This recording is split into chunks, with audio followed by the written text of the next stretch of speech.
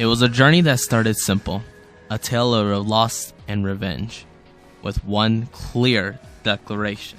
I'll kill you! That was the beginning of the tale that is Xenoblade Chronicles. But before we get into what makes Xenoblade Chronicles so special, there is a lot of history to go over how we got to this point of the creation for Xenoblade Chronicles, as it's a lot more extensive than one would think, especially knowing that the history actually began back in the year of 1997. To go over how we got Xenoblade Chronicles, we must first understand how we got the Xeno series as it's become to known. Back in the year 1997, there was a big game that was getting released by a company known as Squaresoft. This game would come to be known as one of the most popular RPGs in existence, if not the most popular RPG in existence, Final Fantasy VII. Why is that important? Because what many people don't know is that a Xeno game was planned to be the storyline for Final Fantasy VII. However, Square Enix deemed that it was too complicated and too mature for the player base they were intending the game to be for. Thus, they scrapped the idea entirely. But developer Tetsuya Takahashi did not give up on this dream and instead edited the ideas into what became known as Xenogears. A game that, while many will consider to be niche, has a rather big cult following, as it has many themes that were not heard of at the time and were not often explored. Unfortunately, though, it would remain Square Enix's underdog, as the focus went towards their Final Fantasy games, as those were more marketable at the time, even though it had ambitious gameplay such as this. Xenogears focused on mech combat as well as ground human combat on an alien planet, which many fans will find familiar to another game in the series known as Xenoblade Chronicles X. And much like Nintendo's love for the game, the similarities end there. Xenoblade Chronicles X and Xenogears are their own entities, but the fact that they were more similar in nature is rather interesting. So if you are a fan of X, do check out Xenogears, because I'm sure you will enjoy those themes just as much. Aside from Xenogears, there was another series they were well known for, one developed by Bandai Namco, actually, known as Xenosaga. This was its own tale, not connected to Xenogears in any way, but alas, it was still an underdog of the company, and still living in the shadow of other popular JRPG series, including the Tales series, and even fighting games such as Tekken or even Soul Calibur. Overall, the company has a lot of history of not being noticed as well as they should be. So, it makes sense why in 2007, when Nintendo bought the company, less than $1 million. That is how much it cost to acquire Monolith Soft. That was how much the company was worth to many people back then. And it's really hurtful to know that a lot of your quality wasn't being recognized. So, when 2009 came around, it was time for the dream that was denied in 1997 to finally come true, in the form of Monado, the beginning of a new world. Or, as it's more commonly known, Xenoblade Chronicles. So, now that the backstory's gone over, let's start discussing what makes Xenoblade Chronicles special. First, let's discuss one of the most important aspects, the gameplay. Xenoblade Chronicles has you control one of 3 party members at a time, in a total party of 6 to 7. You have your leader and 2 AI companions who will assist you throughout your journey.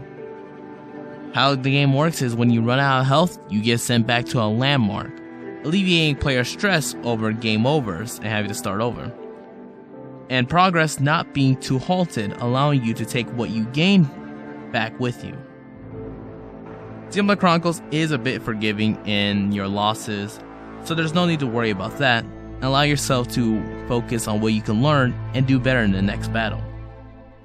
The game's combat is an active time-based combat style, where auto attacks are your placeholders for your bigger attacks where you use arts. Arts can be considered the main method of attacking. You select an art and select an enemy to attack with that art, as it cools down over a period of time. This is very similar to how MMOs have their skill system, but Xenoblade Chronicles does this in a much more formal manner, as this is a single player experience.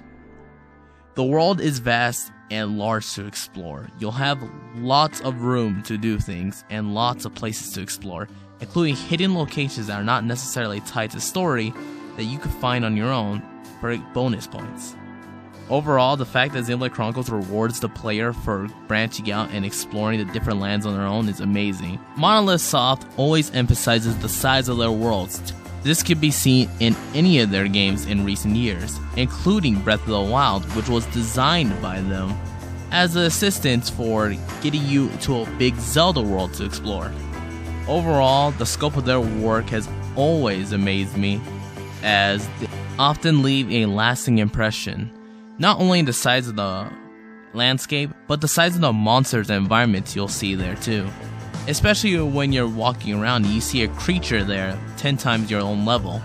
It makes you feel like you're not necessarily part of just a game, but rather a living, breathing world that revolves around this specific area. It makes you as the player react as if you were part of this living world as well. And overall, I think the presentation is just very well done and how they handle these sort of situations. One unique gimmick Xenoblade Chronicles does is the chain attack mechanic, bringing your party together to chain their attacks and increasing damage. The higher your bonds are, the higher the chains you could create. Overall, I think it's a really unique mechanic, bringing the power of friendship to a literal form. And I think it's just a really cool thing you could do with your party. It's even referenced in another game that I'll mention later on, that it's one of the key attacks this game has to offer. Overall, I like the synergy that Xenoblade Chronicles 1 brings in this gameplay, and that's a stellar part of the game for me. You could just sit back, explore, run about, and fight to your heart's content in a combat style that is a lot better than many people will give it credit for. Anyways, that's enough of me ranting about the combat. Let's move on to another aspect of the game. Although I can't exactly play it, the music to Xenoblade Chronicles is actually beautiful. Every single piece feels like it fits during the moment. You'll never find yourself listening to a song wondering why it's there. The orchestrated songs are masterpieces, and while I can't explain some of them due to spoiler reasons, I will get to spoiler heavy details later on, so be sure that if you haven't played this game yet, to avoid that. And I'll let you know when that's going to happen. But overall, the main battle theme and You Will Know Our Names are some of the best songs I've heard, and I will die on that hill because no other themes hyped me up as well as they did. Overall, that's all I can say about the music, and I'll explain more later on. And by later on, I mean in the next 10 seconds. So, if you haven't beat Xenoblade Chronicles X, this is probably the part of the video where you don't want to watch, as I will be going over the really spoiler heavy details on the story and some plot progressions. Overall, great solid story, but I wanted to go more in depth on this, so I'm gonna go ahead and do that. Heavy spoilers ahead. Anyway, the story these characters go through is one that is tragic and full of strife.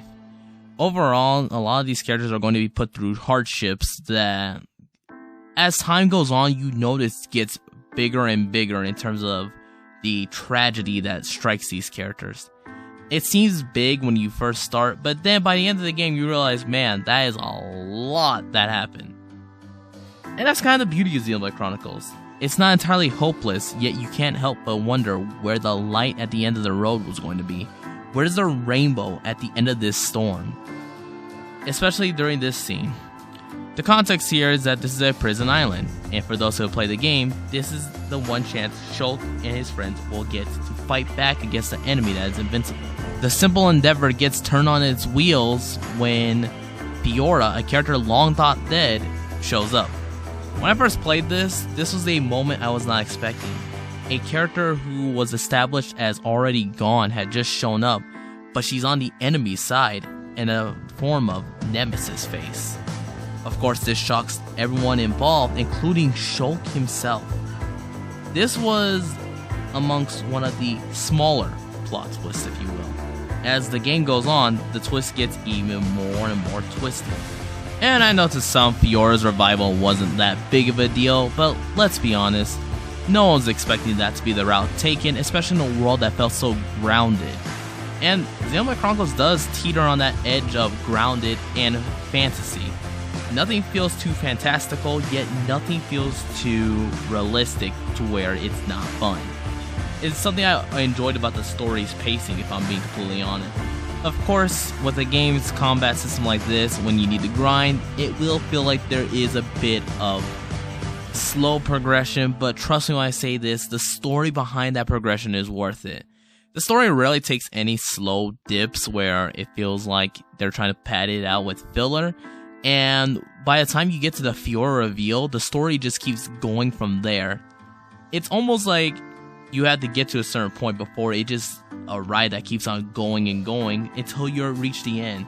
And you wonder to yourself, was that all there was? Because trust me, it's gonna feel a lot longer than it really is. By the time you reach the Mechonis itself, you start to realize the truth behind what's going on with Mechons and their faces.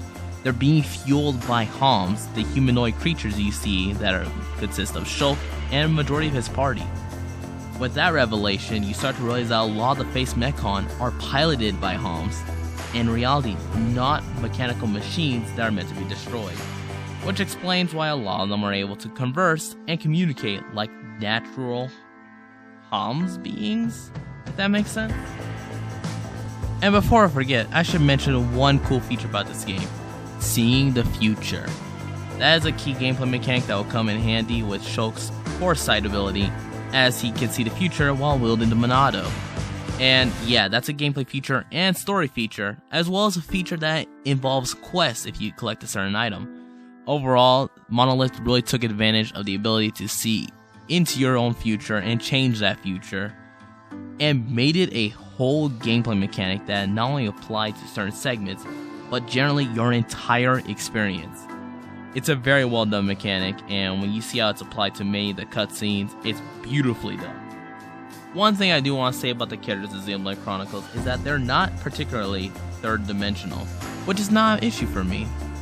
They're very well written in the sense that they don't have any intense backstory or secret motives. They're just simply there because they have a reason to be. And that's no reason to really dislike them or anything. They're very well synergized. There's no other way to put it, if I'm being completely honest, and other than just straight up saying they're good characters, there's not much else I could say other than they're good characters. They're just good people in a good party. They understand each other and are making bonds through this journey. Their friendship actually feels natural because they have reasons to be here. And overall, it doesn't feel like a single character doesn't belong to be in this group, including Ricky, the little Napon. By the time you get through a certain point in the Mechon Forest, everything you do is flipped on its head as you're introduced to a face Mechon in gold known as Yal the Boath. This man under the machine is known as Aegyo, and this leads to the introduction of the Machna people. And you're wondering, who are the Machna? Well, as it turns out, they're a mechanical civilization that lived on the Mechonis. That's right, the Mechon were not beings of Mechonis, they were creations from the beings of Mechonis, specifically Aegyo, who wants revenge against the Bionis. And of course, like I said, the game's twists keep going higher and higher as we go on, and that's not even the end of it, because as you decide to go face Aegyo to prevent the Mechon from attacking more, of course, the gift that keeps on giving gives more. It was a simple task. Defeat Aegyo before he merges with the Mechonis. He merges with the Mechonis and is able to completely destroy the Bionis and massacre several soldiers who were on their way to attack all Mechons in the land. This include the Homs, the High Entia, a race of beings that lived in their own land, and several Nopon. This was devastating for the group, so they decided to strike at the heart before he could become 100% compatible with the Mechonis. This leads to a big scaled battle, one that was very welcome, by the way, and one that definitely shows how high the stakes were when you get a vision that shows him destroying the Bionis, with the damage number being in the infinity. Because that's not terrifying to know. Once the battle's ended, the enemy should have been defeated, right? Until you start to learn his side of the story. You realize that Egil is actually not entirely villainous in this. The being he wants to harm is Zanza. Zanza, who feeds off the Bionis and feeds off the organisms in the Bionis, which are the Homs and Nopon and all beings that live on Bionis. That all changes when Egil sees he might have been wrong, as Shulk, wielder of Monado and successor to Zanza, is resisting Zanza's influence to make him kill Egil. In this, he's able to see the truth. While not all Homs are susceptible to Zanza, Zanza is still a threat to the world. And they agree to find some peace before... Well, how do I best describe this? In the brief respite offered to our protagonist, after deciding that he would take a path that would unite both Machna and Homs, a unfortunate turn of events happened. I see. Yes, you're right.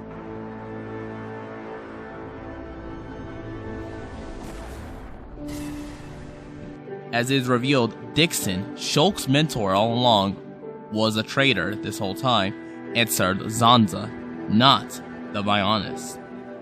And this story twist was something that was really interesting because it brought a lot of revelations. One, the truth of who Zanza was. It wasn't this giant human prison island, but rather a godlike entity that possessed those who wielded the Monado. Two, it also presented the truth of what the Bionis is. The Bionis fed upon the dead bodies of Homs and all life forms. Therefore, anyone that died was essentially there to feed Zanza.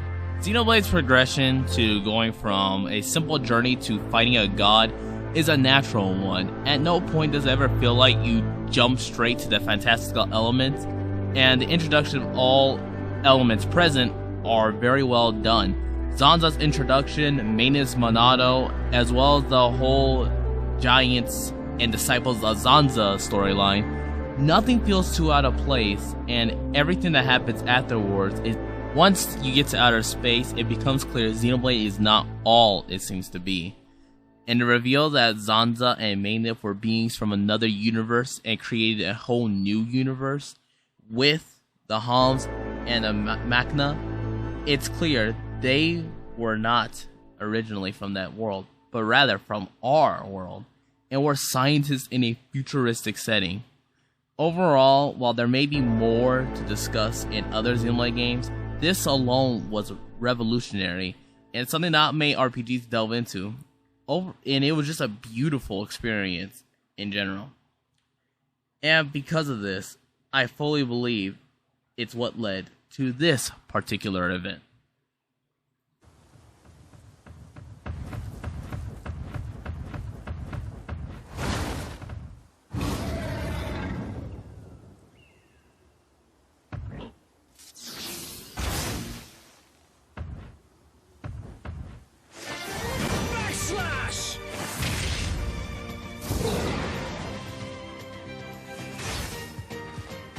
I'm really feeling it!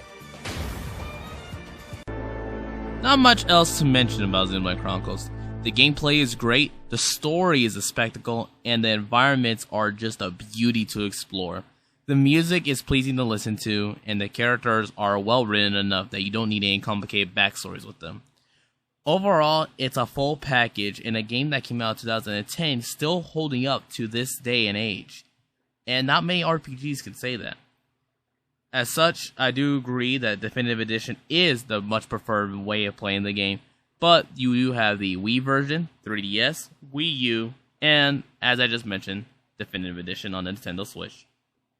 There are many ways to play this game, and if you do have a Nintendo console, please do yourself a favor and check this game out. Much, much appreciated. And that's all from me. That's the end of this video, and I'll see you all next time. Hope you enjoyed.